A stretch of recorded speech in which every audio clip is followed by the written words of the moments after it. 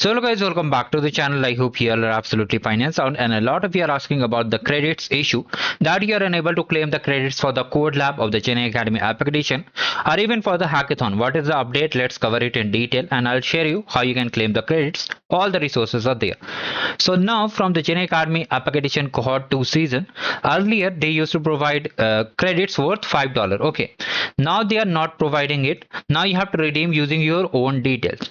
So first of all, you have to go to console.google.com. There you have to use your personal details to register over there. You can use a different Gmail also for registering if you have already used that trial credits. Okay, now there you have to enter your card details or UPI. You have to activate the auto pay, all the things you have to do. Here is the detailed video. Okay, how to just activate it, you can watch this video, and how to disable it and disable the 1000 prepayment. What is it? You have to pay 1000 rupees for using the credits. Okay, once your work is done, means your project is submitted, hackathon is completed, code lab is completed, then only you have to cancel it. Otherwise you won't be able to complete the challenges also over here.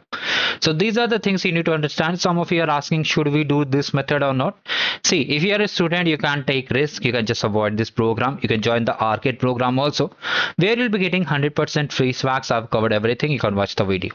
Now if you are having, you can take the risk for this particular opportunity, then you can apply for these credits. Now coming to the solution, some of you are asking that how to get access to the professional and student track. See, during registration, if you have selected student track, you'll be getting the student track access. If you have selected working professional, you'll be getting the professional track access. There is no any restriction that you can choose any one only, but if you select anyone, you'll be able to complete that particular track only. You cannot complete both the tracks. Earlier in cohort 1, you used to have both the option, but now they have removed. Here is the code lab solution. You can see links and solution. If you want to do Google skills, which is completely optional, if you want to do, you can do. If you don't want, you cannot do also. So here is the link of the lab and this is the solution. You can see I have made a filter also for which student track and professional track is there.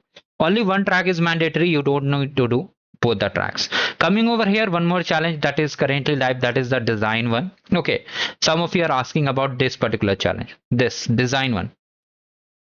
So this is not mandatory, you can avoid it. As of now, only code lab is mandatory. So complete it as soon as possible.